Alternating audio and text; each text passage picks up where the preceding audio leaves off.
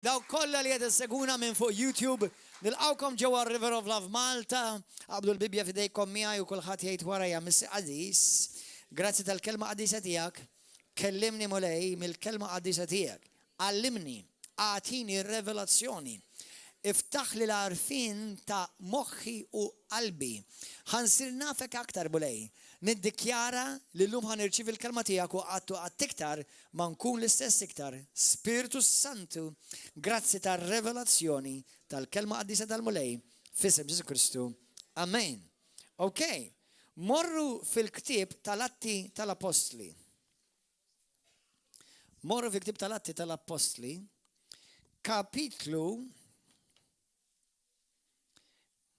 ħanaraw xi kapitli lejla, differenti, ħankompli fuq il-messaġġ eħlisna mid-deni.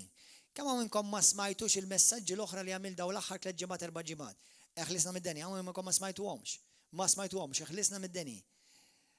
Itkellimt kif jopera d-demonju, kif jidħol id-demonju, kif tkeċċi id-demonju, kif talaq il-bibien d-demonju.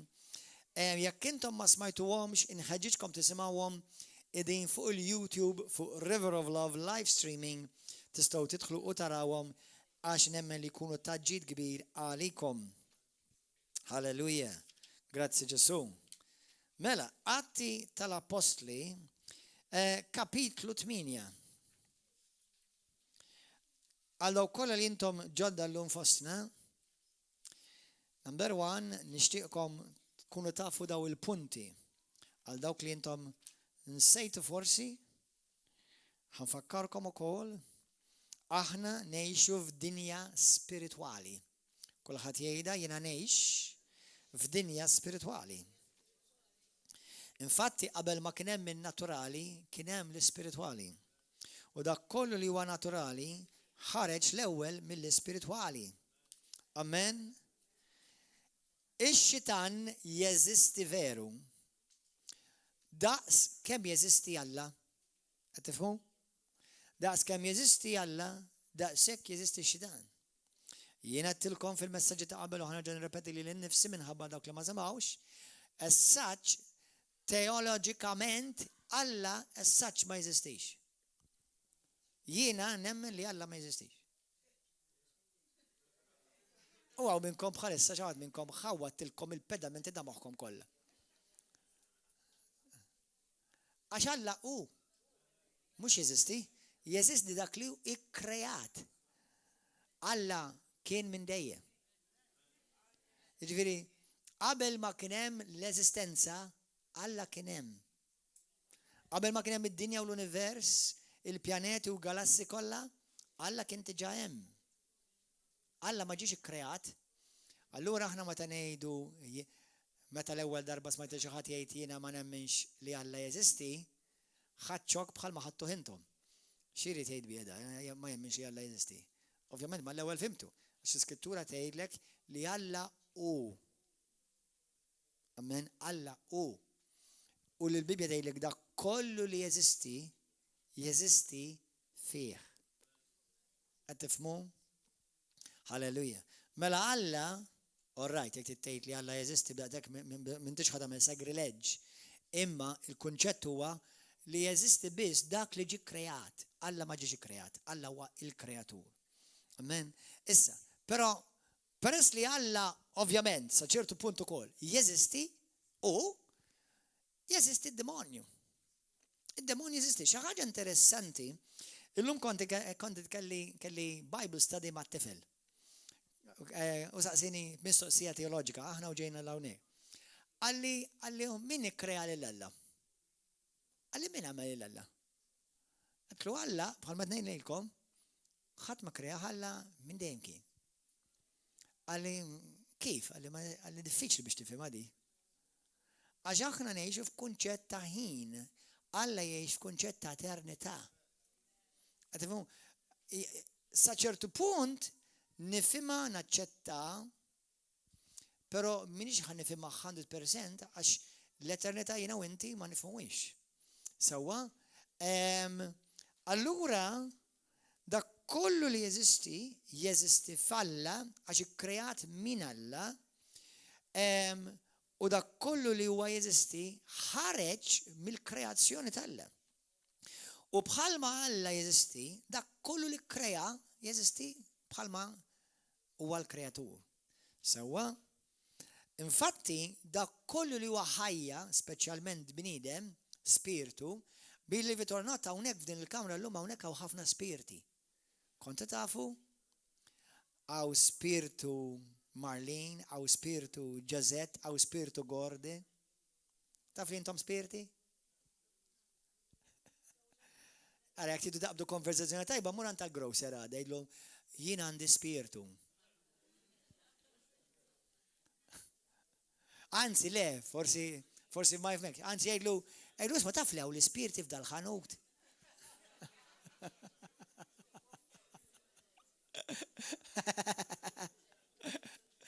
Jgħidlek fejn huma, jgħidlek tinkelmu issa, fejn. Jiena wint spiritu. Amen. Kulħadd jgħidha jiena spiritu. Amen. Għandi ruħ. U ngħix ġo ġisem. Amen. Alleluja. Mela aħna spiriti. Infatti id-demonji huma spiriti. U d-demonji moħħkom hawn. Huma persuni. Mhux umani, persuni. Alla huwa persuna. Mhux uman. There's a difference between human and person. Alla huwa persuna mhux uman. Id-demonji huma persuni spiriti li jfittxu ġisem biex jokkupa. Qed tifhmu? Infatti ħafna mill-karatteristiċi tal-ispirti sew anġli u sew demoni jiġu espressi. Ovvjament anġli ma jfittxux ġisem biex jokkupa. Id-demoni huma dawk li jfittxu ġisem biex jokkupa. Imma jfittxu ġisem għax jesprimu lilhom infushom minn ġisem. Tinejlkom xi ħaġa? Taf li intom kollha kemm intkom ipposseduti? U Alla fittex ġismek biex dak li tiwettaq f'din id-dinja jesprimih minni. Alla huwa spiritu u x'qed ifittex? Qed ifittex nies li Alla jgħidulu idħol mulej fija u għamel minni dak li trid. Inti ġifieri issa mulej Spiritu Santu idħol fija u esprimi ir-rida tal-Alla. Amen. Meta jiena u inti nitwildu minn ġdid, aħna nitwildu minn ġdid mill-Ispiritu tal-Alla. Allura se jekk jiena verament ngħix għal Kristu, qed nisprimi ir-rida tal-Alla fuq din l-art. Imma jekk jiena ma nkunx ta' Kristu, qed nesprimi ir-rida tad-demonju. Ħafna minn nies forsi ma jirrealizzawx di, inti m'hemm bżonn tgħidlu d-demonju ejja fija biex tesprimi r-rida tad-demonju. Għax il-Bibja tgħid li l-kol kemm aħna twilidna fid-dnub u twilidna missierna id-demonju. Għalhekk il-Bibja tgħidlek kellek bżonn titwiled minn ġdid biex tbiddel missirijiet u tiġi issa imnissel mill-Ispiritu Santu, mill-Ispiritu tal-Missier. Fil-Ġwanni, kapitlu 1, vers 12 tgħidlek li lilhom lil dawk kollha li jemmnu f'ismu lilhom tom is-seta u d-dritt li jsiru iwlied Alla.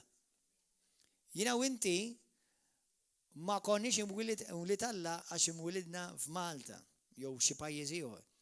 Issir iwlied Alla meta titwieled minn ġdid. Amen. U minn dak hemm il-qudiem tibda twettaq issa ir-rida tal-Alla, tibda tesprimi l-Alla fid-dinja. Inti kif titkellem ħin qisek m'intix minn hawn, eżatt għax jiena minn hemm fuq. Inti m'intix f'dinja li jiena fis-sema ma nesprimi ruħi fuq l-art. Għaw xi ħadd qed itħabblu l-wires bħalissa? Amen. Alleluja. Anyway. Mela dak kollu li huwa spiritu jiġi espremut ħafna drabi il-biċċa kbira minn ġisem. Però mbagħad hemm spirti oħra li għalkemm ma jfittxux ġisem terrestriali, xi tfisser? Tad-dinja, terrestrial. Angels are celestial. Celestiali. Alla huwa celestiali. meta deħal f'Ġesu, meta twiled f'Ġesu, sar Alla terrestjali. Meta l-Ispirtu tagħna twilet mis-sema, aħna twilidna fis-sema imma dħalna f'ġisem terrestjali biex ir-rida tal-Alla ssir fuq din l-art. Bħalma ġie Ġesu biex ir-rida tal-Alla ssir fuq din l-art. Issa, però hemm spirti li jinfluwenzaw pajjiżi, neighborhoods, djar, areas sħaħ. Daw ma jfittxux isma, daw jfittxu nies li huma għadhom taħt is-siddutu tad-demonju. Għaġveri għadhom mhux imwilda miġdid. Qed tifhmu s'issa xi ħaġa? Jiġifieri dawk li jgħidulhom għandek spiriti tal-art, dawk ifittxu ġisem. Però mbagħad hemm spiriti diaboliċi li huma fis-smewwiet. Ħanaqralkom skrittura qabel ma mmorru fl-Atti tal-Apostli għal. Morru fil-Ktieb tal-Efesin kapitlu 6. Efesin 6. Ħanaqralkom din l-iskrittura. Jekk Alla jrid ħadha pidada nagħmilkom talim fuq il-kategorija ta' demonji differenti, jew kella spiriti diaboliċi, spiriti ħżina.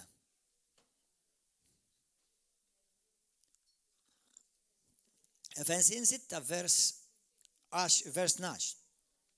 Għax il-ġlida tagħna mhijiex kontra id-demm u l-laħam, imma kontra is-setat 1, kontra il-qawwiet 2, kontra l-prinċpijiet ta' din id-dinja ta' dlamijiet 3, kontra l-ispirti ħżina li għamlu fil-wisa ta' smewqiet 4.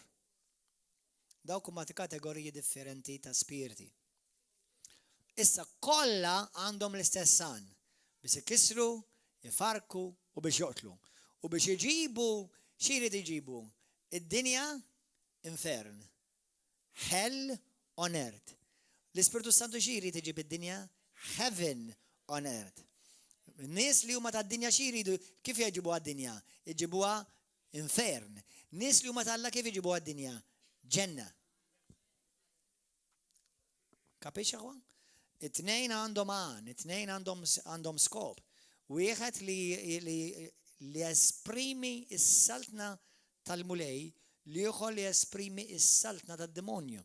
F'Kolossin kapitlu 1 vers 13, l-Iskrittura tgħidlek li aħna konna taħt is-saltna tad-demonju u meta twelidna minn ġdid ġejna trasferiti, light transfer, biex tkun parti mis-saltna tad-dawl. Amen. Halleluja. Grazzi Ġesu. Kemm minnkom lajtu transfer? Jekk għadek ma qlajx transfer illum ħantik transfer. Halleluja. Grazzi mulej. Mela, diet narawha ċara. Għalhekk ħudu fuqkom l-armatura ta' Alla ħalli tkunu tistgħu tifqu fil-żmien il-ħażen u tkunu u wara li tkunu għamiltu ħilitkom kollha żommu fin. Aw ħażen f'pajjiżna? Kemm minnkom taħsbu li mawx ħażin? Isimgħuni, believe it or not, isimgħuni. Moħħkom hawn ħadd ma jieħu għalih. Avolja pereżempju ċertu ħażen narawh fil-politika, fl-awtoritajiet, fuq ix-xogħol, però believe it or not, dawk mhumiex l-oriġinaturi tal-ħażen.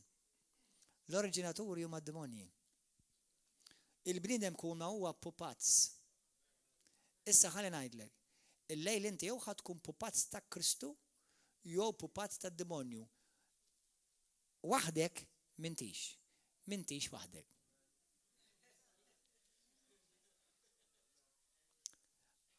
Min jgħid jiena ma rridx nimxi mal-mulek nagħmel li rrid jien. Ħadd ma jagħmel li jrid hu. Ħadd. Għaw xuħut jaħsbu li jagħmlu rida ta' li jridu ma. Le. Jew tagħmel rida ta' Alla, jew il-moment li inti tgħid le awtomatikament ma m'hemm bżonn tagħmlu xi invit, inti tkun qed twettaq ir-rida tad-demonju. Jew inskjaf ta' Kristu, jew inskjaf tal-prinċep tad-dlamijiet. In between ma jeżistix. Ma jeżistix. Allura, meta aħna qed niddiljaw issa ma' spirti, għalhekk Pawlu jgħid it-taqbida tagħna ġrata tagħna mokka maw. Mhix kontra l-Prim Ministru u laqqas il-President u laqqas il-kap tal-Oppożizzjoni. Il-ġrata tagħna hija spiritwali. Għalhekk il-mulej jgħidlek itolbu għal dawk ta' fuqkom. Pastor nitlob għal dak jew nitlob għal dik. Għax il-mulej jgħid intom supposta fuq aħjar allura itolbu għax il-battalja mhux ma dak il-ġisem li qed tares fuq il-gazzetti u fuq il-news, il-battalja hija spiritwali.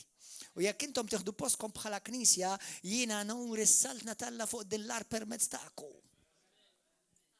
Halleluja. Unħobb ngħidha fejn is-saltna ta' Kristu tirrenja, kull saltna oħra jkollha tmil f'isem Ġesu Kristu. Halleluja. Hallelujah. And let me tell you something. Let me declare it before all hell. It's happening. It's going to continue to happen. And it's nothing and no demon in hell is going to stop it in the mighty and glorious name of Jesus. Hallelujah. Amen. Ara, ħalli nagħtikom idea. Il-Knisja hija fuq 2000 sena. Kemm ipprova jwaqqaf għax-xidan irnexxielu? You're on the good side of history. Amen. Hallelujah. Grazie Ġesu. Għal dawk li ma femux bl-Ingliż, il-ġifieri l-għadu jagħmel x'jagħmel mhuwiex ħajr nexxielu. Kull ma jrid lilek int tirribella jew tkun diżobbedjenti lejn l-awtorità t'Alla u l-awtorità li jkun waqqaf Alla. Amen. Halleluja. Grazzi Ġesu. Bħalma Kristu wettaq il-pjan t'Alla b'obbedjenza, hekk id-demonju irrebella kontra Alla biex ma jwettaqx il-pjan t'Alla. Amen. Jaqra, kemm hawn minnkom tridu rebħa assoluta fuq id-demonju? Rebħa assoluta. Rebħa assoluta. Illum bil-awtorità tal-kelma qdisa t'Alla, bl-awtorità ta' Ġesu Kristu, bl-awtorità dem prezzjuż u l-Ispiritu Santu, illum nista' ngħidlek f'isem Ġesu Kristu llum tista' toħroġ minn dak il-bib inti u timxi f'awtorità assoluta fuq kull demonju li l-infern jibgħat kontra tiegħek. Tridu għadi? Kemm hawn minnkom trida? Kemm hawn minn trida? Għejx 100% għal Kristu. U li għadu laqqas jista' jmislek xara. Ma jistax. Aħna l-Kristjani ħafna drabi nqabdu f'taqbida għax ħafna drabi nilagħbu. Kemm rajtu l-xitan, kemm rajna lil Ġesu jiġġieled? Kemm il-darba rajtu l-xitan joħodha kontra Ġesu u jitqablu xi taqbida fl-imkien? Never. Allura għaliex naraw ħafna Kristjani li għaddejn minn taqbida kontra taqbida. Tidnejlek għaliex?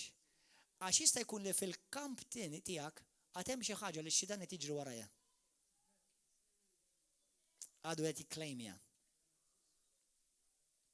Bħal istorja ta' Iżrael meta qallhom tieħdu xejn minn dak li huwa imniġġis. Ħalli intom tkunu poplu konsagrat u l-ebda poplu tad-dinja kbir kemm kbir ma jista' jieqaf kontra tagħkom. Amen aħwa? Halleluja. Okay. Mela, morru fil-Atti issa, Atti 8 ġajna.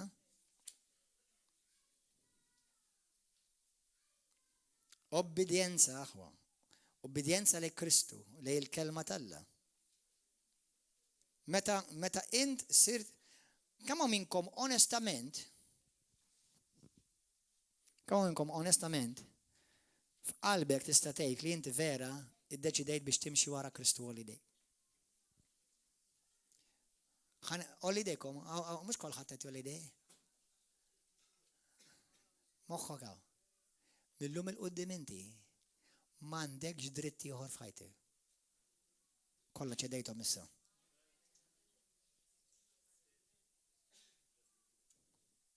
Għax pastor, ħanejlek x'naħseb. M'għandekx dritt x'taħseb. Ħanejlek x'inhi l-opinjoni tiegħi. m'għandekx iktar opinjoni.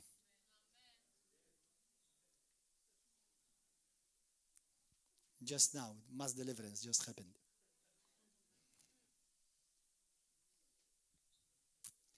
Meta ngħid jien ta' Ġesu, kemm tfisser ħafna affarijiet milli ħafna minn nies jaħsbu. Qed tifhmu? Mela jekk jiena ta' Ġesu, x'naħseb jien ma jiswix. X'jidhirli jien ma jiswix. X'inhi l-opinjoni tiegħi ma jiswix. Taf x'inhi inti li naka privileġġ, l-ikbar privileġġ li għandek, mhux l-unika, l-ikbar, li inti tissejjaħ Alla. Alla li krea l-universu, l-galassi kollha, lilek jafek bismek. U jsejjaħlek ibni, binti, u d-demonju jitteżżes qudiemek, mhux għax jara lilek il-biċċa laħam, imma għax jara l-Alla glorjus warajk. Halleluja! Amen. Tifhmu? Allora, qabel ma nitkellmu fuq spiritual warfare, fuq taqbida spirituali, ejja narfu sew il-pożizzjoni tagħna. Għax ħafna mid-nies, il-Kristjani jmorru jagħmlu taqbida spirituali kif inħobb ngħid jien bil-patata barra. Taf ġifieri arwenin ġifieri. Mhumiex imlibsa bl-armatura. U bl-armatura tibda l-ewwel armatura kif tibda? Mhux bl-elmota. Jew tibda bix-xabla. L-ewwel armatura ma tibda hija li inti mlibbes fi Kristu. Kunu mwettqa fi Kristu u fis-saħħa tiegħu. Be strong in the Lord and in the power of His might. Min hemm tibda l-armatura. Mhux ix-xabla. L-armatura tibda l-ewwel inti moħbi. Amen. Alleluja. Mela, fl-Atti tal-Apostli kapitlu 13 raba darba. Le kapitlu 8. Għaw minn komandkom il-ġuħ għal-kelma, halleluja. Kamu minn komandkom tiġan f'qajtu, għaw xaħat infaqqa tiġa? Għax għadna fl-order f'ta? Għadna fil-dana, ġedu la? Għafna fi shrimp cocktail. Fl-istart. Mela. Ħanibdaw naqraw minn vers 1, malaj, kulħadd jiġri waraj, jew miegħi. Dak iż-żmien għamet persekuzzjoni kbira kontra l-Knisja f'Ġerusalemm. Barra mill-Apostli, vers 1, barra mill-Apostli kulħadd inxteret fl-artijiet tal-Ludija u tas-Samarija, vers 2. Xirġiel twajba difnu lil Stifnu u bkew ħafna, sa dan it-tant Sawl kien qiegħed jagħmel ħerba mill-Knisja, kien jidħol minn dar għall-oħra jaqbad irġiel u nisa u jitfaħħom il-ħabża qabel ma kien ikkonverta Pawlu. Imma dawk li xterdu bdew ixandru l-kelma fuq kull fejn marru. Filippu li kien evanġelist, niżel fil-belt tas-Samarija u xandar lil Kristu lin-nistaħħa. Xandar lil Kristu, kulħadd jgħid xandar il-Kristu. Mhux xandar il-Knisja, mhux xandar il-Patriarki, mhux xandar it-tradizzjoni, xandar lil Ġesu Kristu. Jekk m'intix xandar il-Kristu, int fals. Amen. Int m'intix xandar il-Vanġelu, xandar il-Kristu. La l-patruna, la l-qaddisa, la l-istatwa tar-raħal, la il-waħda jew l-oħra, xandar il-Kristu. U minn xandar evanġelu differenti mill-li xandru l-Apostli, Galatin kapitlu 1 vers 6 jgħidlek il-Bibja jiġi misħud. Ħankomplu, għax jiġi messaġġ ieħor inkella dak. Il-folol tan-nies fema waħda kienu joqogħdu jisimgħuh u jaraw il-mirakli li kienu jagħmel. X'kamlu? Mela jisimgħu il-Kristu jiġi pritkat u jaraw, x'jaraw? Il-mirakli. Alleluja. Kien hemm nies maħkuma mill-ispirti ħżiena. F'dan il-pajjiż tas-Samarija kien hemm nies ħafna maħkuma mid-demonji. Għedtilkom id-darba l-oħra kelli esperjenza bħal di meta mort darba il-Kamerun. Ġo raħal sħiħ kena meeting, forsi kien hemm xi 5 mitruħ jew 3 mitruħ hekk, u qed nippritka fuq l-awtorità li għandna fi Kristu fuq id-demonju. U kien hemm bħal popcorn bedaw jitfaqgħu hekk u jibdew jimmanifestaw. Kemm jiddispjaċini ma kellix video kamera ta' kien. It's fun, man. This is Christian entertainment. Xċuċu il-Hammer House of Horror. Tittaraw xi ħaġa glorjuża, m'għandekx għalfejn tibża. Meta tara l-qawwa tal-Ispiritu Santu jopera u x-xjatin jitwerru minnek għax minflok qed jaraw lilek qed jaraw il-Kristu Ġesu. Halleluja. Grazzi Ġesu. Anyway, ma mhux wieħed kien hemm ħafna f'dan il-pajjiż. Ħafna. U dawn bajta kbira kienu joħorġu minn ħafna minnhom. U ħafna nies oħrajn mifluġa jew tsobob kienu jitfiqu. U hemm kien hemm ħafna ferħ kbira f'dik il-belt. Alleluja. Fil-belt kien hemm raġel jismu Xmun. Ismawha, importanti. Dan kien ilu jagħmel isħarijiet. Sħaħar. Witchcraft, is-seħer, okkult. U jġennen lin-nies tas-Samarija u jgħidilhom li hu xi ħaġa kbira. Il-koll mill-kbar saż-żgħar kienu jisimgħuh bil-ħerqa. Għax kienu jgħidu, mela sena ftit, da kien famuż ħafna dar-raġel, ħafna kienu jisimgħuh, imma ħafna kienu maħkuma mill-ispiriti li wis probabbli dan ir-raġel partikolari kienet idaħħal fil-pajjiż. Dan il-bniedem huwa l-qawwa talla li jgħidula l-qawwa l-kbira. Kienu jisimgħu għax kien ilu ħafna jġenninhom believe it or not il-kelma aħna ngħidulu ġenn, il-ġenn. Taf li dik il-kelma ġenn tfisser demonju int? Kont taf il-kelma ġenn tfisser demonju? Fl-Arbi għandhom isem ta' demonju jgħidulu l-ġinn. Mhux dak li tixrob da l-ġinn and tonic. Ġenn, jgħidulu l-ġinn vera. U aħna bħala Maltin li għandna ħafna ittri semitiċi, klim semitiku, ħadna dik il-kelma ġenn, mill-kelma ġinn. Musulmana. Anyway, kien jisimgħuh, għalhekk importanti toqgħodu attenti x'tisimgħu u lil min tisimgħu, għax kien ilu ħafna iġġenninhom bisħarijiet tiegħu mela simgħuni. Da, jekk taqraħħa bl-Ingliż, letteralment il-Bibja tgħidlek li daw kienu taħt spell. L-iskrittura kemm bl-Ingliż bewitched. Jiġifieri kienu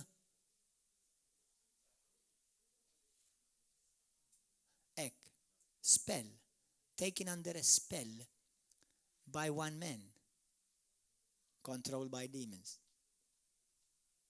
controlling a whole nation.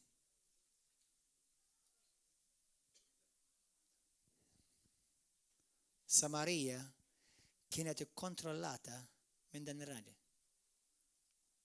Raġel wieħed. Sakemm ġie Ġesu. Għaliex, għax iskrittura tgħidlek li Ġesu Kristu huwa il-raġel b'saħħtu. The strong man. U meta il-raġel b'saħħtu, the strong man jiġi u jkeċċi l-barra il-raġel li jkun hemm ġew. Il-raġel mhux jitkellem fiżikament, jitkellem fuq spiritu. Sewwa stronghold. Dan ir-raġel kien il-pupazz tal-prinċipati tad-demonji. Xi ħaġa isimgħuni sewwa, isimgħuni imma ridkom tarawni, sedkom tħarsu lejja sewwa. Peress li hemm prinċipati diaboliċi fil-realm spiritwali, hemm minnhom li jokkupaw fl-ajru. Dawk li jokkupaw l-art jgħidulhom terrestrial, jiġifieri demonji li jgħixu fuq id-dinja. Imma mhux kull spiritu jgħix fid-dinja. Imma xi ħaġa interessanti, id-demonji fuq id-dinja jieħdu id-direzzjoni minant id-demoni fl-ajru. Il-prinċipati fuq pajjiżi, setat fuq pajjiżi. Issa, moħkom kbir kemmu kbir id-demonju fuq Malta u Għawdex, jew demonji, faċli jitkisser. Jina nemmen tiġam farraku għala xeba wahda nobis. Imma, isimawni sew. Imkien fil-Bibja ma Alla jtik awtorità biex tkeċċi demonju mis-sema. Għalhekk il-Bibja tgħidlek dak li torbtu fuq din l-art jiġi minn Alla marbut fis-sema. M'għandix ħin biex nallem fuqha. Għalhekk l-Iskrittura tgħidlek fil-Salmi 1:5 verse 6, għak minn se żball. Fejn tgħidlek hekk, tgħidlek l-art il-mulejta fidej il-bniedem. Is-sema hija fidejh, imma l-art fidej il-bniedem. Għalhekk id-dnub daħal fuq l-art mhux fis-sema. This is a powerful teaching. Okay? Allura x'għamel? Jina u inti biex is-saltna talla tirrenja fuq dik l-art, fuq dik il-familja, fuq dak il-neighborhood, fuq dak il-pajjiż, jina u inti irridu nagħmlu x'għamel Filippu. Jiġi mxandar il-Vanġelu tas-saltna. Ħanejda bl-aktar mod ċar, mhux il-Vanġelu Kattolku, mhux il-Vanġelu Battist, mhux il-Vanġelu Pentekostali, mhux il-Vanġelu Protestant, il-Vanġelu tas-saltna. Ġesu jgħid f'Mattew 24 vers 10. It-tmiem jiġi meta? Meta dan il-Vanġelu tas-saltna jiġi mxandar mad-dinja kollha.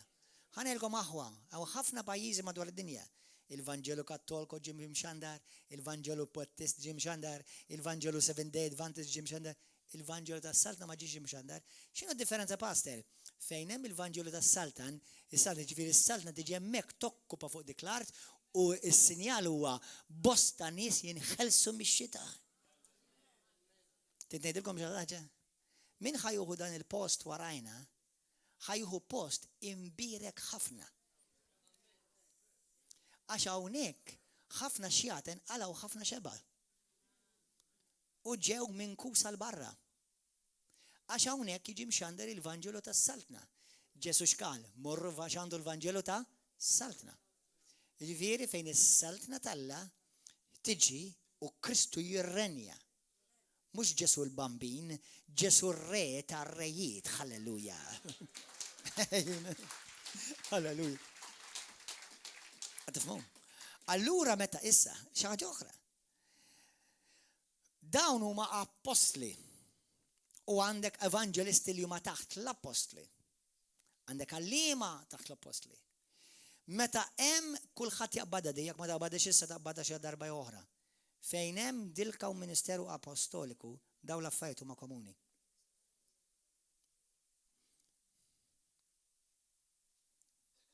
River of Love huwa ministeru ħanejda bl-aktar bl-aqlija. River of Love huwa ministeru apostoliku. Aħna maħniex kristjani biss, kristjani l-ola, imma aħna kristjani evangeliċi, pentekostali, karizmatiċi u apostoliċi. Il-kristjani dak mhux il-kristjani kollha, Hemm ħafna kristjani huma apostatiċi. X'inhi differenza? Apostasija, għax ċaħdu l-qawwa tal-Ispirtu Santu. Ma jemnux fil-apostli, ma jemnux fil-profeti, ma jemnux fil-xjatin jitilqu minn ġannis. Infatti, jemnu biċċa Vanġelu. U l-Iskrittura tgħidlek la tista' tnaqqas u laqqas iżid. Jekk tafu b'xi knisja bħalek, aħarbu minnha. Għax Kristu ma waqqafx dik it-tip ta' knisja żgur bl-aktar mod assolut. Kristu waqqaf knisja li xandar il-Vanġelu tas-saltna. Halleluja. Fejn il-qawwa tas-saltna tidher mhux biex nisimgħu l-omeli jisbieħ, imma fejn jaraw is-saltna topera. Difhmu aħwa id-differenza? Halleluja. Thank you, Jesus. Baqalkom ġu? All right. Halleluja. Ħankomplu. il-belt, fil-belt kien hemm raġel jismu Xmun, dan kien ilu jagħmel ħafna sħarijiet u jġenna l-nies ta' Samarija jgħidulhom li huwa xi ħaġa kbira. Il-koll mill-kbar sażar kienu meħkuma jisimgħu bil-ħerqa għax kienu jgħidu dan huwa bniedem huwa l-qawwa t'Alla u jgħidula l-qawwa kbira.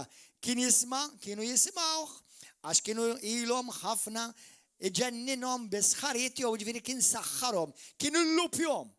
Kif ngħidu bil-Malti, illupjoti. Erba' minn nies Malta illupjati.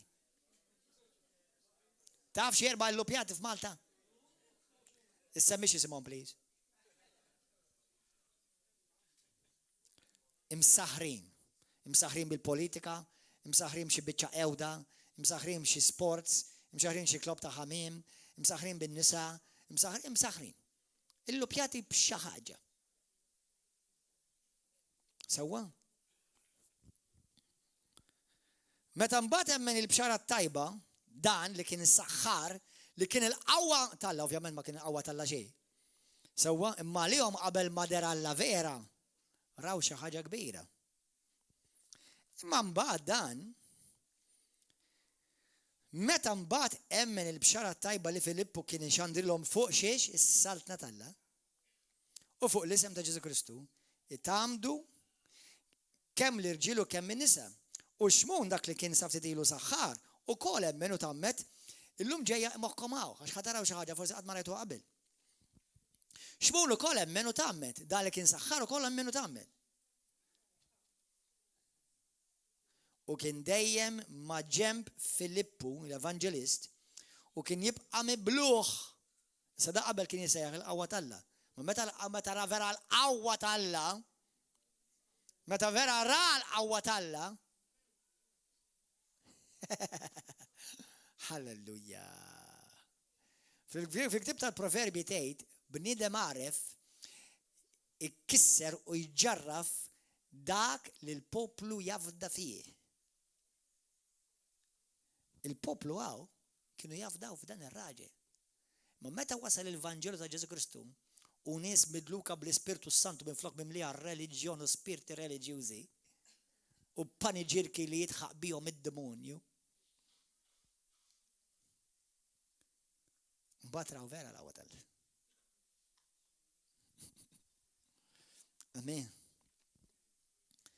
Xmun ukoll emmen u tammet u kien dejjem ma' ġemp Filippu u kien jibqa' mibluħ meta kien jara s-sinjali u l-mirakli kbar li kienu jsiru. Issa xi ħaġa nixtieq nagħmel naqra spunt. Innota li Xmun kien moħħu fis-sinjali. Ħanejdilkom frażi. Għaw Kristjani jimxu wara sinjali u għaw Kristjani is-sinjali jimxu warahom. Lim Kristjani int?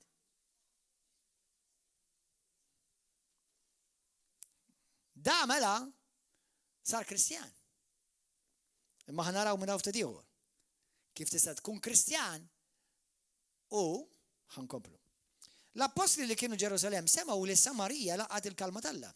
U batu l-em lil Pietru l Ġwanni u dawn niżlu hemm u talbu biex dawk li emnu jirċievu l-Ispiritu Santu. Jekk qatt ma rċivejt l-Ispiritu Santu ma modija tal-Ispiritu Santu, il-lejla tista' tirċivija, halleluja, bil-fidi. Għax l-Ispiritu Santu kien għadu ma neżilx fuq ħadd minnhom imma kienu tamdu biss f'isem tal-Mulej Ġesu. Daw kienu salvati, itamdu imma ma rċivewx il-qawwa tal-Ispiritu Santu. Imbagħad l-apostli qegħdu jdejhom fuqhom u huma rċievu l-Ispiritu Santu.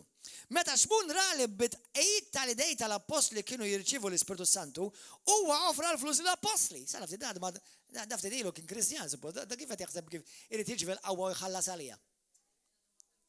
Dan għadu xi ħaġa għadu mhux sewwa. Hawnhekk fejn jiena u inti li jiena ilek fil-mulej, tittuħu paċenzja ma' ċertu nies li jkunu għadhom ġodda fil-mulej. Sewwa?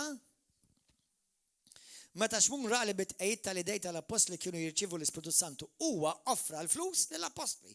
U għalilhom għatu din l-seta wkoll lili biex kull min inqiegħed idejja fuq u jirċievu l-Ispiritu Santu. Eżis aħwa, hawn reliġjużi f'pajjiżna u madwar id-dinja kollha. Li inti tibgħat hawnhekk ħadd ma juħu għalih, jekk xi ħadd juħu għalih, please ejja challenge wara. Please ejja challenge wara. Ara ġejja challenge u għan irfes il-kallijiet. Kam għalkom kallu, għan irfeżula gwissa. kemm isiru praċetti f'Malta? U grace me talis of. Xi darba rajtu li xi ħadd jintella bl-Ispirtu Santu jitkellem bil-lingwi? Tidnejdilkom għaliex? Because they are empty hands laid on empty heads. You can't give what you don't have.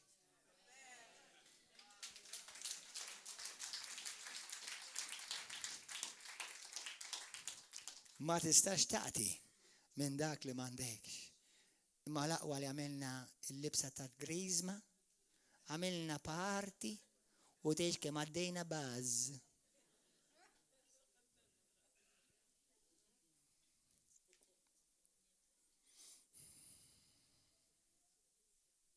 Kemm minnkom iħobbu l-verità? You're in the right place at the right time. Hallelujah. Mela jekk aħna ngħidu li aħna apostoliċi u aħna nemnu fit-talim tal-apostli ġejjin mill-apostli, nagħmlu t-talim tal-apostli, noperaw f'awtorità apostolika.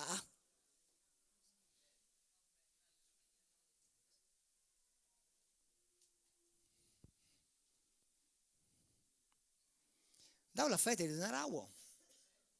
U r-River of Love daw l-affarijiet narawhom.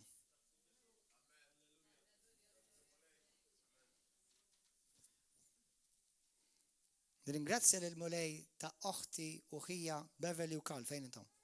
Beverly u Karl, fejn intom? Għoli dejkom, fejn intom? Beverly u Karl, fil-kamra.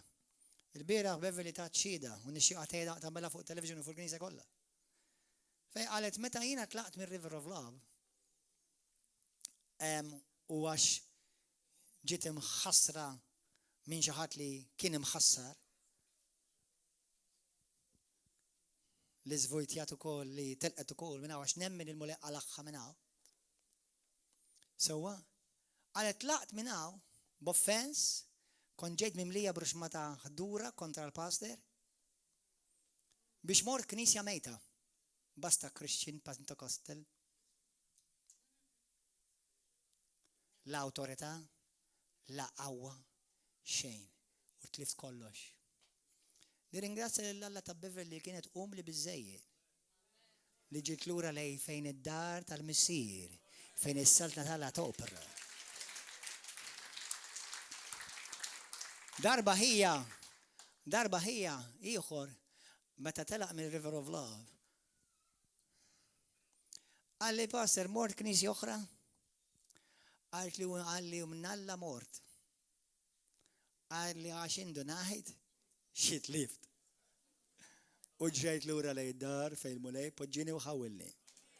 Hallelujah. Brothers, listen. Għax inti tgħid passer intom biss tajbin. Le jiena metlekx jiena biss tajjeb.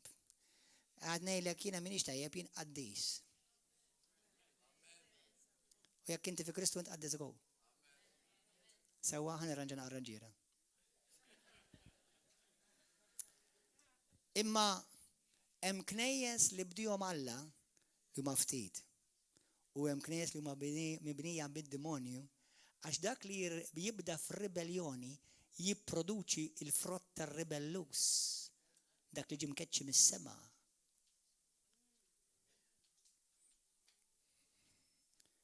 Jalla jismaw ħafna Kristjani dal-messaġġ għax hemm ħafna li jridu jindmu u li qed joperaw skont missierhom ir-ribellus.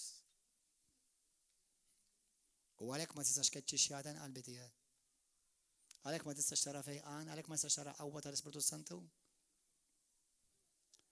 Għax jew topera f'ordni, armonija u umiltà, jew topera f'ribeljoni u tattira spiritu tar-ribeljoni li huwa witchcraft, seħħer.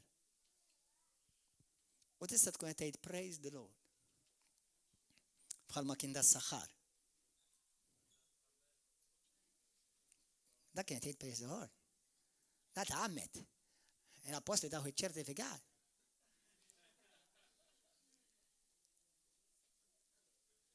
Imma qalbu ma kienx għadda sew. Oh, Father. Important. Can we start the second service? Ħankomplu. Għal dawk li jintkom għandkom iktar ġuħ għada fil-ħodu jerġa' jew. Amen. Ma għadna maħnix l-isti. U għalilhom, mela mbagħad għallu Pietru. Alla jeqred flusek u lilek magħhom isimgħuni ħanilkom magħhom. Jiena laqqas ħanilħaq nippritka laqqas kwart minn dak li għandi. U llum bdejt inħabber rasi tgħid għandi biżejjed.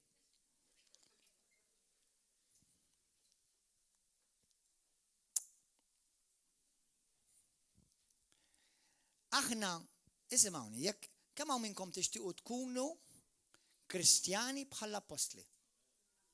U hekk għandkom tkunu. Hekk għandkom tkunu. Xejn inqas.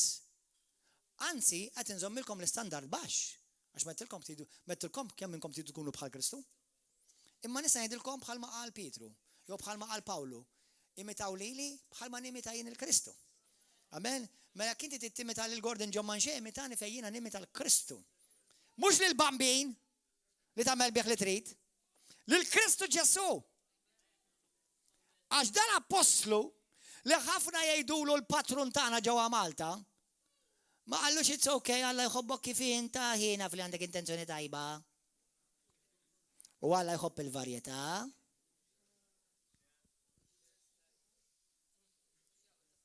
X'qallu? Għallu ja bnidem imħassar. Inta mhux suppost river of love kif titkellem hekk. In fact, because we are river of love, because the first thing we do is love God.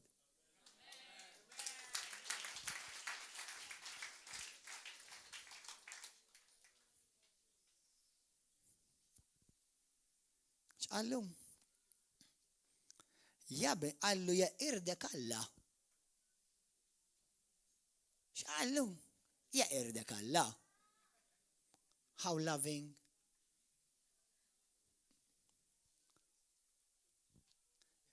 Mux li l-ek bis, u flusek maħħu, la darba ħsibt li bil-flus tista' tixtri id-don tal-Ispirtu Santu.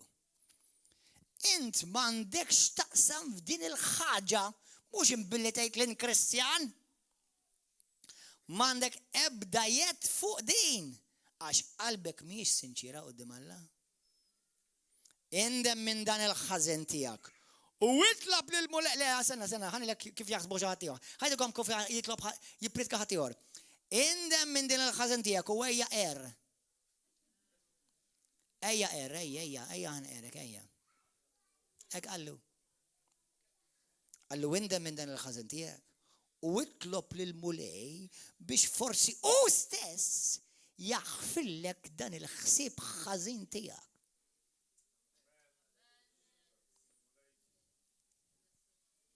Għax int milli qiegħed nara qalbek mimlija mrar.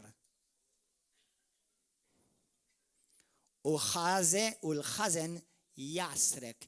Mela sena ftit, taf x'qed naraw hawnhekk? Qed naraw raġel li kien mimli xjaten, imma mid-dera m'għadux possedut imma xorta għadu oppressat.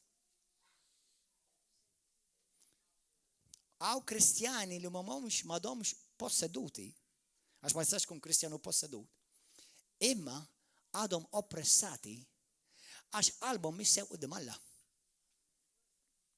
U x-xitan xorta jkompli jużak. Minflok jużak minn barra, minflok jużak minn ġewwanet, jużak minn fuq l-għoxra. Xorta jużak. Imma għax kien hemm nies midluka bl-Ispiritu Santu u ma qagħdux ilaqalqu, qalulu kellu bżonn jisma' u nidem. Issa x'qed naraw hawnhekk? Qed naraw pajjiż ħieħ kemm min nipprika. Kemm min nipprika? Xi ħadd għajdu li tal-YouTube, kemm min nipprika? 3 kwarti? Kemm inni? 45 minutes. Tiffordjaw 10 minuti oħra? Sewwa? Mela dan il-pajjiż qed naraw.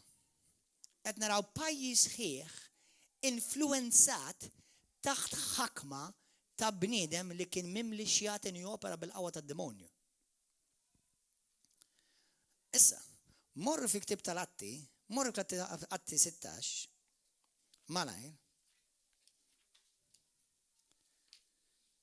Daw l-affarijiet jistgħu jitkissru bil-qawwa tiegħi u tiegħek fi Kristu mhux fisem Gordon John Manche. Id-darba l-oħra tilkom jiena fi ktib tal-Atti tal-Apostoli 19 kien hemm wieħed ludi u beda jisma' kif l-Apostlu Pawlu beda jenqeda bih il-mulej u jagħmel opri kbar u mar keċċi xi xjati minn xi ħadd u qallu fisem Pawlu. Ix-xitan qallu l-Pawlu nafu. Tinnejlek xi ħaġa? Ix-xitan lili jafni. Ġifieri, inti tista' tgħid fisem Gordon John Manche, però mhux ħajħroġ.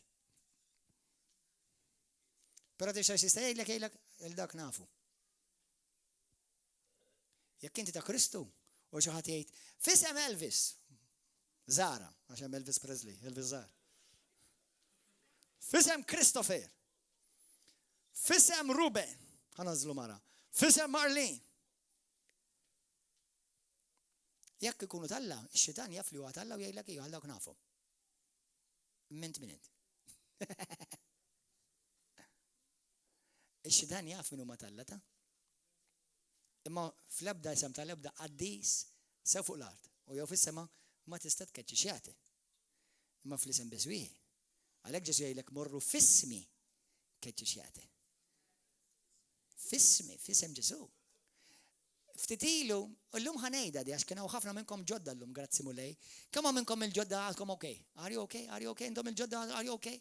Kemm minnkom werrin tibżgħu jew whatever? Għaw xi ħadd minnkom qed tibża'? Għadħossi sħana, bro. Dawk kollha li intom ġodda hawnhekk, are you okay? Nara xejjin li waħda. Itfalli bewsa please.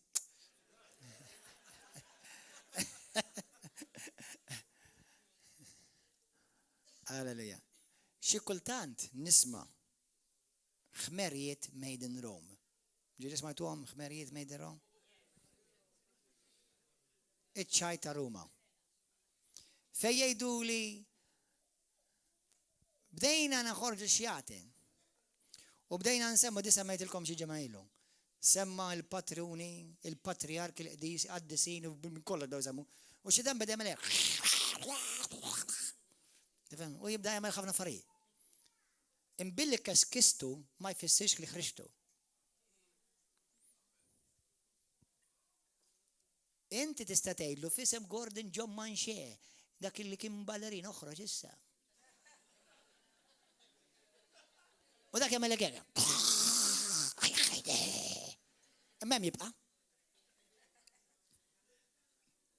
Imma kif tgħid f'isem Ġesu Kristu.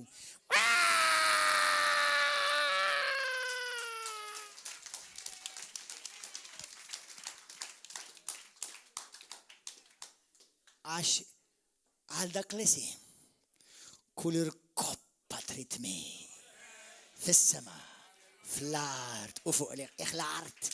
U l-kol kemm huma jkollhom jgħidu Ġesu Kristu huwa il-mulej. Halleluja!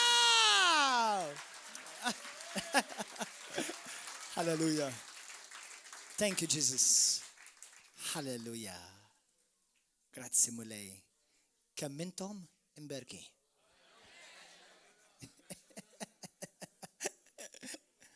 Alleluja. Kemm intom imberki. Thank you Jesus. Halleluja. Għatti 16 morru hemmhekk, vers 16. Darba waħda aħna u sejrin lejn il-posta talb ġewwa Ċipru. Iltaqat magħna tfajla il-sira li kellha spiritu biex taqra x-xorti u kienet iġġib ħafna flus il-sidin tagħha bit-teħbir li kienet tagħmel.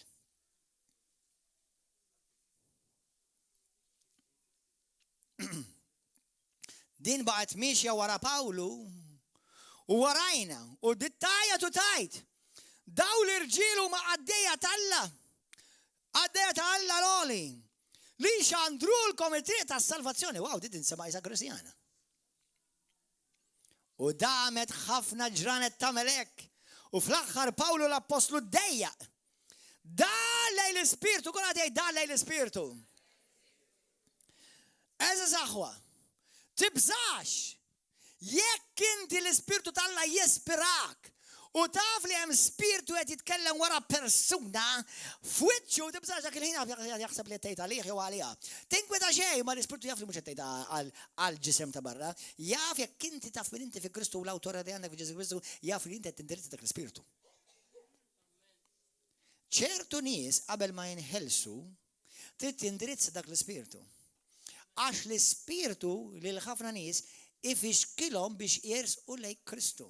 Issa ismani, xorta jrid jersaq lejn Kristu u aħna naraw fl-Iskrittura, rajna pereżempju il-ġimgħa l-oħra, Mark kapitlu 4 u Mark kapitlu 5 minn vers 1 sa xi 16 fejn tgħidlek li Ġesu Kristu kien sejjer lejn Gadarenes sewwa u hemmhekk kien hemm merħla żieqes u ma sejrin lejn dik in-naħa inqawlet tempesta għax il-pajjiż fejn kien sejjer kien għadu dominat minn demonji. Allura għajjem prova jfixkel il Ġesu Kristu milli jasal, imma Ġesu Kristu qal ħammur naħa l-oħra naslu naħa l-oħra. Halleluja. Għas li kieku kellu Ġesu Kristu jagħmel dik id-dajsa submarina kien xorta kienu jaslu. Halleluja. Amen. Imma x'kien hemm ruxmata demonji naħa l-oħra u kif raw il-Ġesu ejja nagħmlu xi ħaġa għax daħħa jkeċċina l-barra minn hawn. Il-Bibja tgħidlek dak il-pajjiż kollu kien maħkum.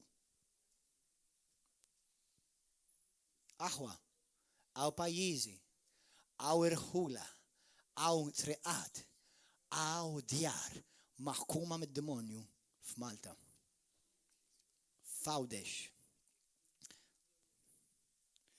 Jekk intom tindunaw, ġilu tmorru fil-ħula li spiritualment isa l-atmosfera tbidlet minn il-ħula oħra.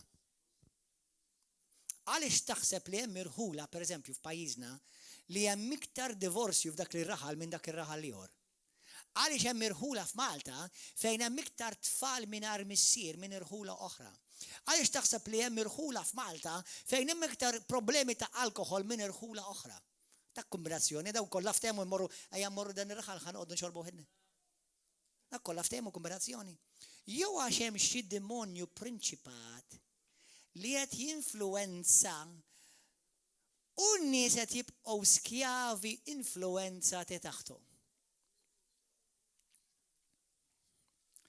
Dan kien raħal li kellu ruxmata seħer fih.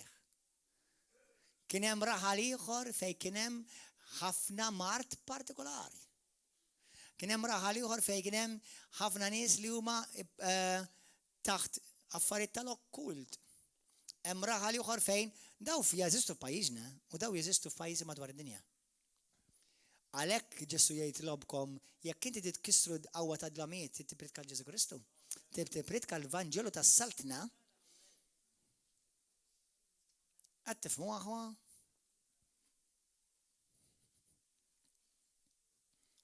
Halleluja. Ħankomplu. U damet ħafna ġranet tagħmellek fl-aħħar u Pawlu dejja u qal l-Ispirtu qallu f'isem Ġesu Kristu jien ngħidlek oħroġ minna. U l-Ispirtu ħareġ minnu fih. Issa din taħħaraw, isimgħu xi ħaġa interessanti, Pawlu ma qallix mal-ewwel darba li intaqa' magħha di. Ħanejdilkom sigriet li ovvjament issa mhux ħajbqa' sigriet. Ix-xitan jipprova jinħeba. Ix-xitan jipprova jinħeba. Ħanejt xi ħaġa ma nixtieq noffendi lil ħadd u mhux lilkom mhux probabbli ħadd għalikom mhux intkom. Però jalla dawk kollha li intom ġodda terġgħu tiġu u tħawlu ruħkom ġodan il-artal. This is an altar, this is a prophetic apostolic altar here. Okay? Imisimgħuni. Hawn knejjes li qatt kemm ilhom li bdew ma raw ħelsin wieħed. Daw għax kollha kombinazzjoni Alla jibadhom river of love. Li jinħelsu.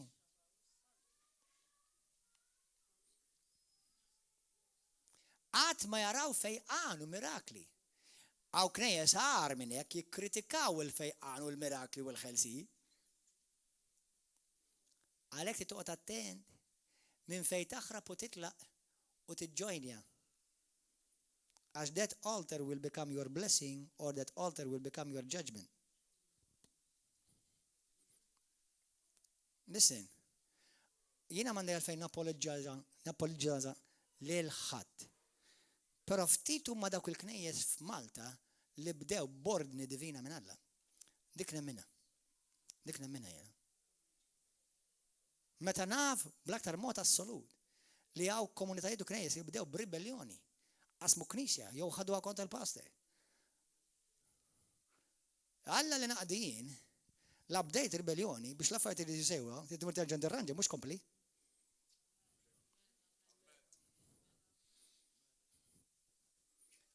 Qed tifhmu? Għax inkella għadek qed timxi f'ribelljoni.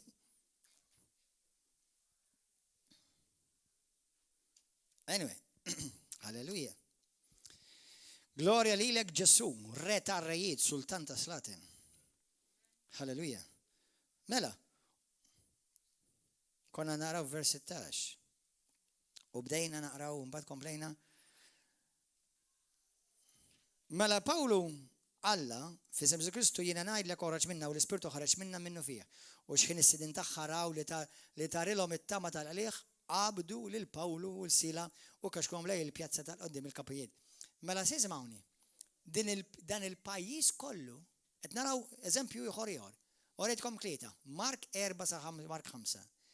Atti kapitlu 8, Samarija, u issa naraw f'Ċipru, f'Pafos l-ieħor, u issa naraw Samarija wkoll hawnhekk għandu kunux.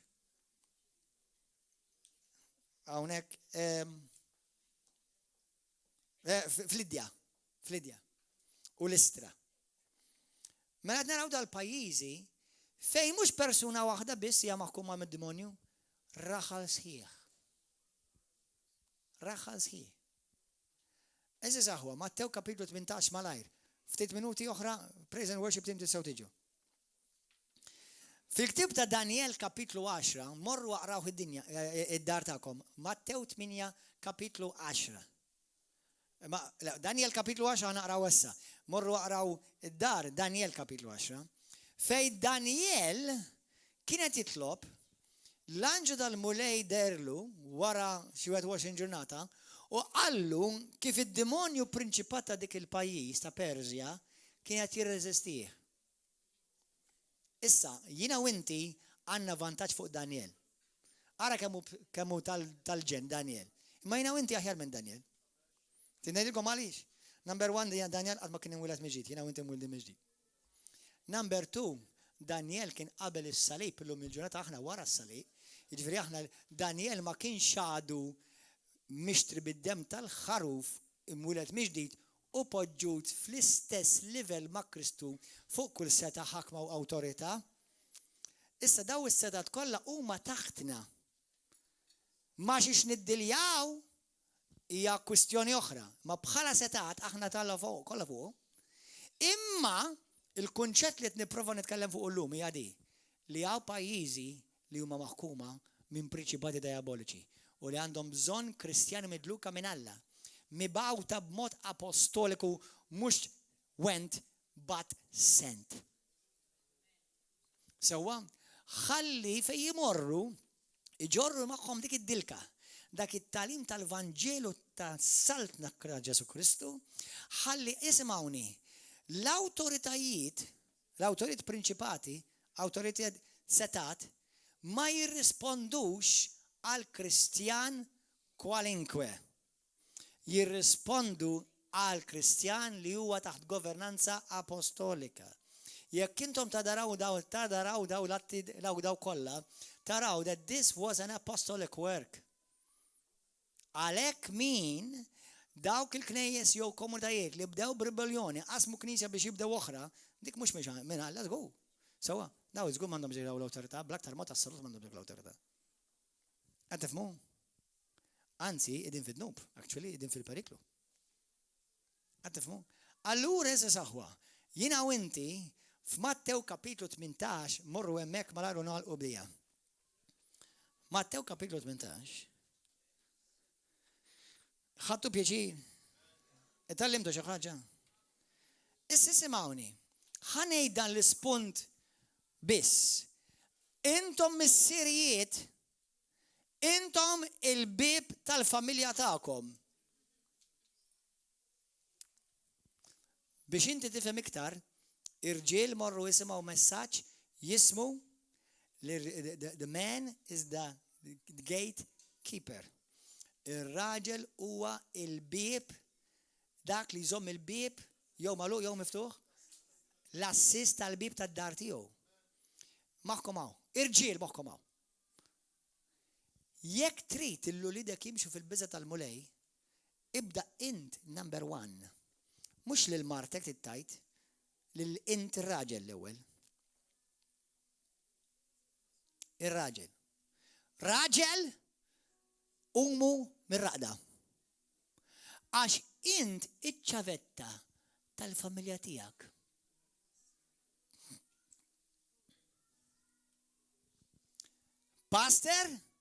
Pastors huma ċ-ċavetta tal-Knisja li jiraw.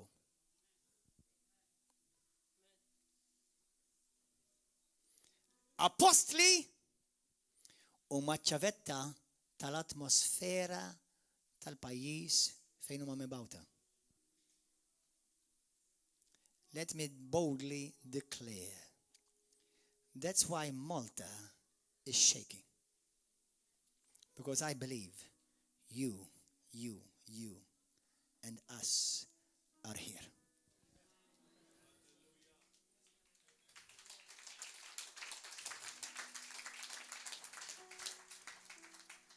Issa, da kollu għal glorja tal-ebda bniedem. Da kollu għal glorja tal-mulej. Għax kull ma l-mulej tak huwa għal glorja tiegħu huwa t-tisħiħ u l-bini tal-Knisja. Iktar ma tak, iktar tittamel. Iktar ma tak, iktar jippretendi minnek. Pero iktar ma tobdi, iktar tiġi midluk. U iktar ma tobdi, iktar timxi f'barki.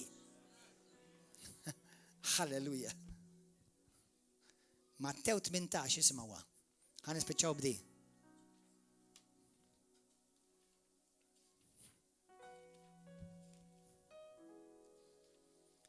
Nitlob lil-mulej jagħti il-grazzja bħalma qrajna il-ġimgħa l-oħra fit-2 Timotju kapitlu 2 vers 23 sa 25.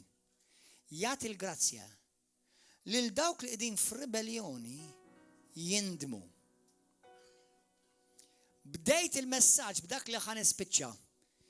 Jekk trid topera f'awtorità apostolika biblika, trid tkun taħt awtorità bil-fors.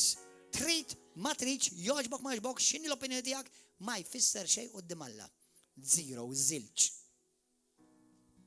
Għax jiena u inti, aħna suppost mitna lina nfusna, u jiena u inti qegħdin hawnhekk biex nagħmlu rida Alla fil-post fejn jiena mpoġġi fil-ġisem ta' Kristu. Kull wieħed minna jridu joħsib li wettaq il-pjan Alla fejn poġġini ħawilni. Int għandek post fil-ġisem ta' Kristu globali, imma għandek post speċifiku f'dan il-ġisem ta' Kristu lokali. Opera f'dak il-post. Opera taħt l-awtorità tal-Alla u taħt l-awtorità li hija waqfa minn Alla u inti topera f'awtorità apostolika. Għax, by the way, il-qawwa li rajna topera mhux biss fl-apostli, imma dawk ukoll ġew mibgħuta mill-apostli, għalhekk rajna l-Filippu li ma kienx wieħed mill-apostli ikeċċi xjaten u jagħmlu ħafna mirakli u weġubijiet. U darba l-oħra tilkom kelma li hija verament teżżek. Anyone who's not using the authority in Christ or operating in rebellion, they are operating in illegitimate authority. Kull min ma joperax b'awtorità fi Kristu Ġesu u ma joperax f'ordni tal-ġisem ta' Kristu li Alla waqqaf, qed jopera b'awtorità illeġittima u d-demonju jaf. Bħalma jiena ma nistax nappunta lili nnifsi pulizija, irrid immur taħt il-korp u nibda mill-korporal, mill-biduni. Nista' ngħid imma jiena da xogħol li tagħmel l-ispettur kapaċi nagħmlu, imma xorta tibda mill-korporal. Tifhmu għalhekk kif jaħdem il-ġisem ta' Kristu? Meta l-affarijiet isiru b'ordni apostoliku. Halleluja. Mattew 18 ħan nispiċċaw hawn. Halleluja. vers 18. Tassew ngħidilkom li kull ma torbtu fuq l-art ikun marbut fis-sema.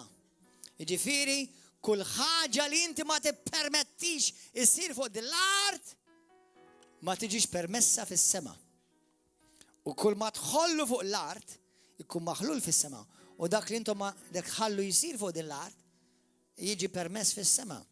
Ngħidilkom ukoll li jekk tnejn minnkom fuq l-art jollu leħinhom flimkien biex jitolbu xi ħaġa missier li huwa fis-smawiet jagħtilhom.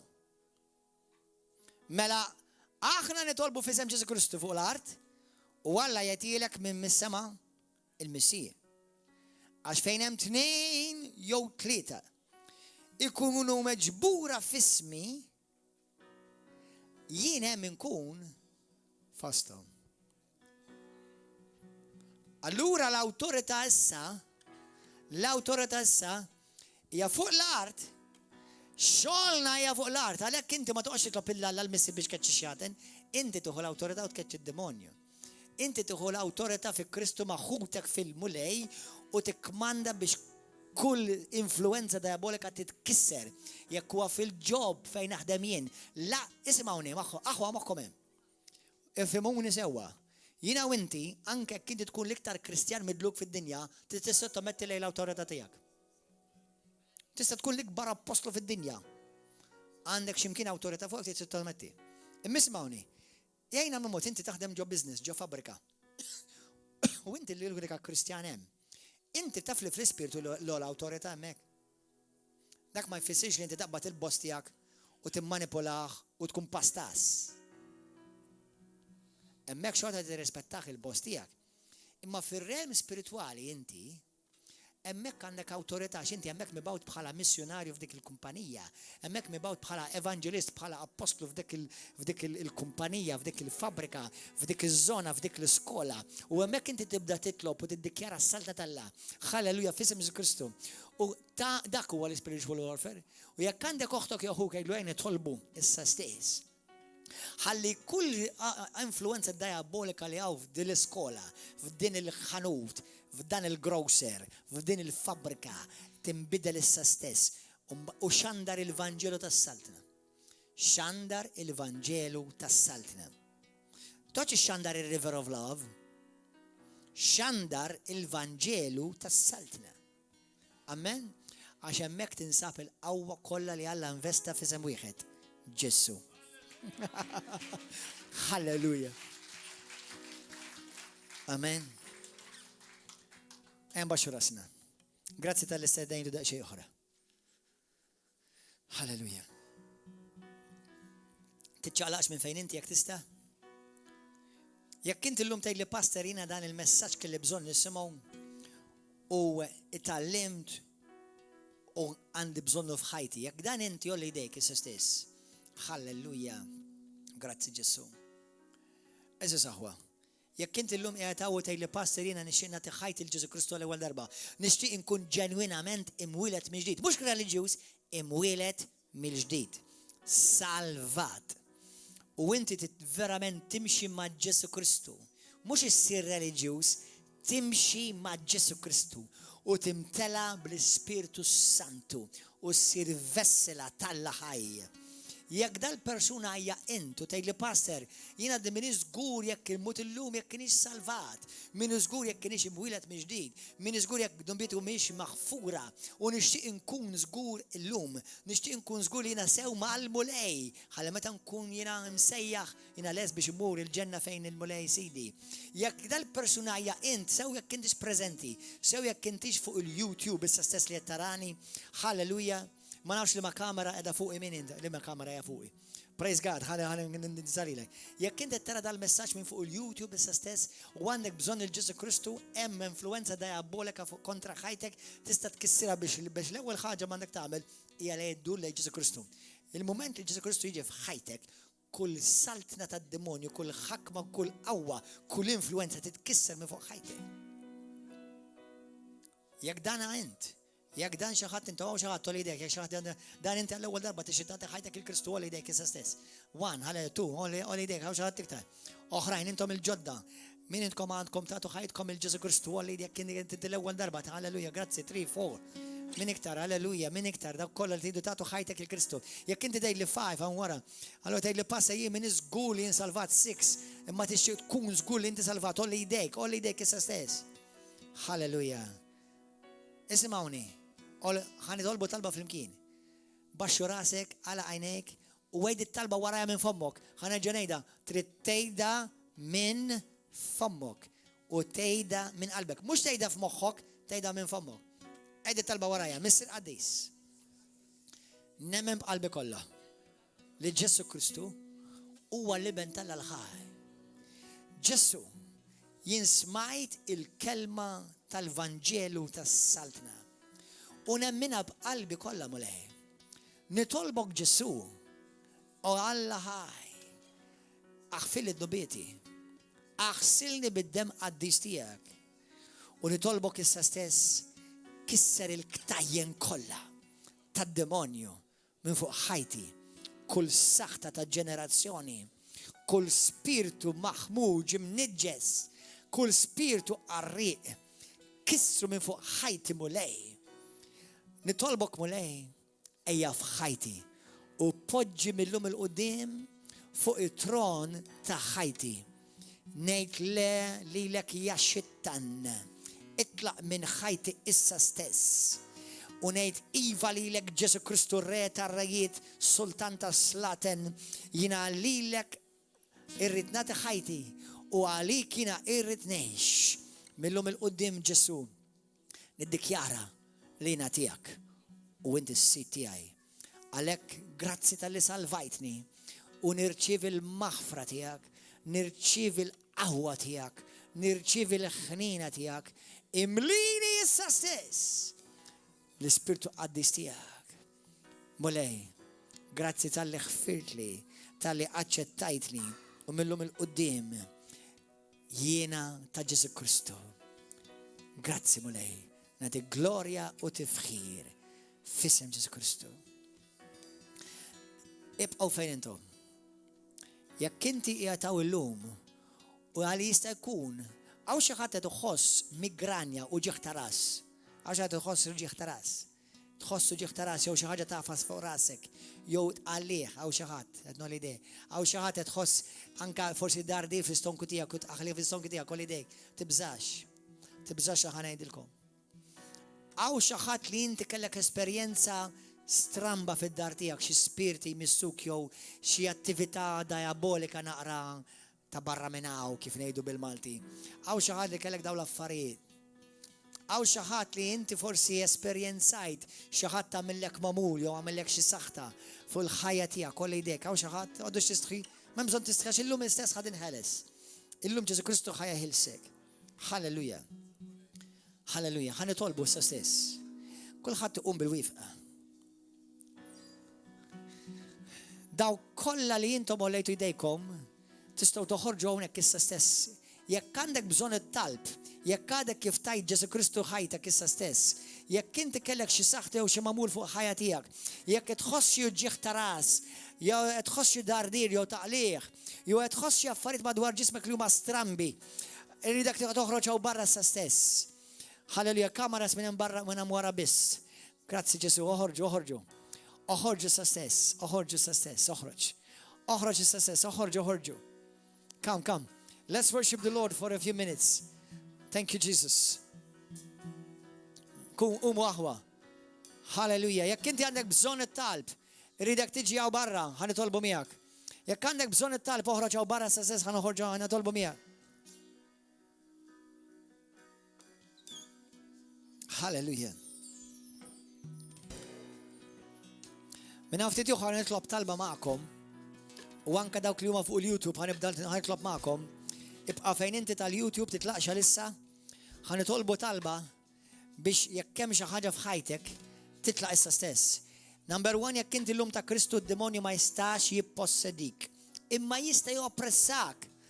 Sewwa, imma ħanalqu l-bibin kollha llum. Alright, ħanitolbu fuq talb speċifiku. Thank you, Jesus. Ridek titlob mill-mulej issa stess, jekk hemm affarijiet tibda kellem il-mulej fuqhom. jekk hemm affarijiet f'ħajtek ibda kellem il-mulej issa stess fuqhom. Jekk hemm affarijiet tal-okkult, jekk inti missejt l-okkult, jekk inti missejt imbagħad mort għand saħħara jew taqra x-xorti jew xi ħadd tagħmellek xi magħmul li inti taqaf bih. Jekk inti kont involut fid-droga, jew kont involut f'xi sessualità perversa, jew kont tiġri man-nisa, jew kont tiġri mal-irġiel, jew ma tnejlhuma, ma tagħmilx differenza. Jekk inti għamil xi ħaġa anke forsi ittaqqab bid-droga, kont ittaqqab, jew kont tieħu ħafna droga. Ħanitolbu għal dawk l-affarijiet għax ħafna drabi jkun hemm spirti warahom li qed joppressawk.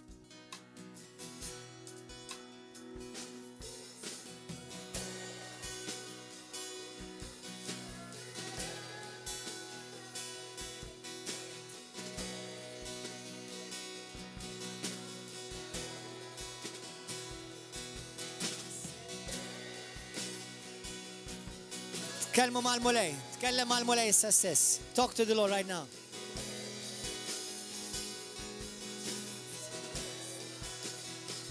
Prayer altar team, come behind them. So karada baba shanda. So cobra drabis.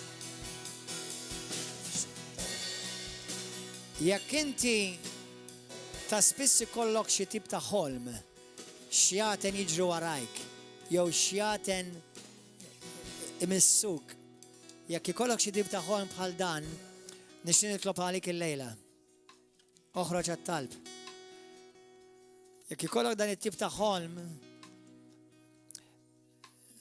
issa jekk inti ikollok dan it-tip ta' ħolm, make sure li inti m'intix tiftaħ ċertu bibien fil-ħajja tiegħek, alright? Hallelujah. Tkellem għal mulej stess. Ħanitolbu ftit sekondi oħra. We're gonna sing this song, Emmanuel. Tħares lejja, brother, għala għajnejk. Tkellem għal mulej stess. Tħarsux lejja, ikkonċentra. Mhux jiena r-risposta tiegħek, Ġesu r-risposta tiegħek. Idħol fi spiritu, il-lejla titlaqx minnaw kif ġejt. Il-lejla itlaq minnaw meħlus, infejjaq. Anka ċertu mart ikun oppressjoni diabolika fil-ħajja tiegħek kull mara jgħid se. Nista' nassigurak li Ġesu Kristu jħobbok u Ġesu Kristu jrid jaħilsek minn kull madma tad-demonju. Fl-Atti tal-Apostli kapitlu 10 vers 38. Tajdlek għax aħna nafu kif Ġesu Kristu, Ġesu ta' Nazaret, kien midluk mill-Ispiritu Santu u mar ifejjaq il-daw kollha li kienu maħkuma mix-xitan għax Alla kien miegħu. ċertu fejqan ikun hemm bżonn anke minn ħakmiet diaboliċi. Mhux kull marit għandu demonju, imma ċertu mart huwa spiritu ta' infermità. Okay? Tkellem għal mulej sa stess. X'qed jgħidlek il-mulej fl-ispirtu tiegħek? X'għandek tagħmel differenti wara llum? X'ħa tagħmel il-lejla wara l-lejla? Eżis aħwa bajnejkom magħluqa isimgħuni sew. Il-lejla intom għamiltu għażla. Illum mhux l-aħħar, illum il-bidu. Illum il-bidu. Il-bidu ta' ħajja ġdida. U tidu tagħmlu 3 affarijiet wara l-lejla. 1. Tidu tiklu għal-Bibja.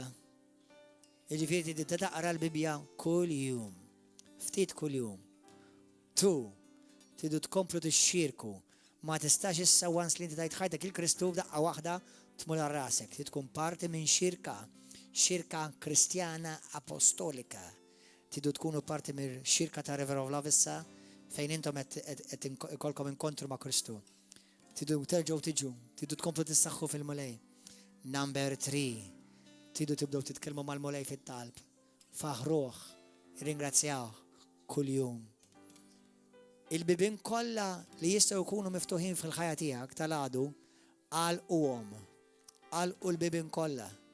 Make sure li jekk hemm xi nuqqas ta' maħfra li xi ħadd f'ħajtek. Tittaħfer issa. Issa tittaħfer. Issa. Għax inkella talba għal xejn. Ftakar il-mulej jgħidlek meta tikolkom bżonn xi ħaġa wara li tlabt, make sure li inti ħfirt x'inkella ma jinsemax. Sewwa tittaħfer. Mela taħfer mhux għall-ġitta minn taħfer, għall-ġitt tiegħek fl-aħħar mill-aħħar ħa taħfer.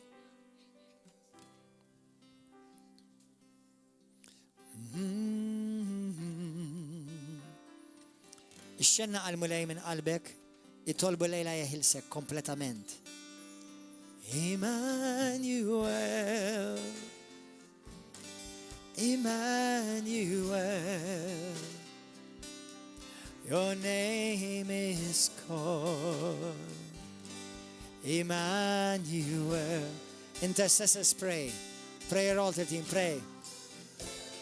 God with us, revealing us. Hallelujah. Poġġi idek fuq qalbek u irċievi din it-talba issa stess. Dawk kollha li intom qed issegwu minn YouTube, irċievi din it-talba issa stess. Poġġi idek fuq qalbek jew tista' tpoġġiha fuq rasek, jekk hemm xi mar tista' tpoġġih fejn hemm l-uġieħ. F'isem Ġesu Kristu ta' Nażaret, Abba Missier, aħna llum niġu quddiemek mulej. Grazzi tal-imħabba kbira tiegħek. Grazzi tal-ħnina tiegħek. Mulej nirringrazzjak li inti ġibt il-ħelsin il-din id-dinja. U mulej inti ħlisna Ġesu ġi biex jħabbar il-ħelsin lill-imjassrin. U mulej inti ma tridx il-poplu tiegħek ikun imjassar bl-ebda mod.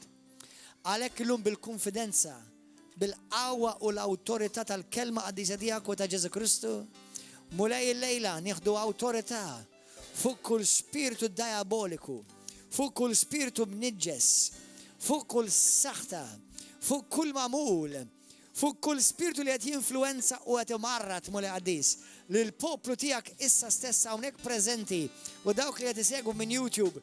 Nikmanda kull spiritu ja demonju ta' mart, oħroġ issa stess. Ja spiritu ta' seħħer, oħroġ issa stess. F'isem Ġesu Kristu ta' Nażaret, kull spiritu ta' amat, reliġjon, gburija, ribellioni, nikmandak ja demonju oħroġ issa stess. F'isem Ġesu ta' Nażaret, mulej qaddis inkisser kull spiritu ta' bizza, spiritu ta' manipulazzjoni, spiritu mulej qaddis ta' witchcraft, seħer, mulej qaddis inkissru minn fuq dawn ħut issa stess. Halleluja. Mulej jemiljon bil-spiritu qaddis tiegħek issa stess. Għal gloria tiegħek Missier. Daw kollha fuq YouTube, God bless you. Narawkom nhar l-erba' fis-seba', is-sitt fis-seba' u l-ħadd fil-għodu fl-10. God bless you, narawkom YouTube. Halleluja.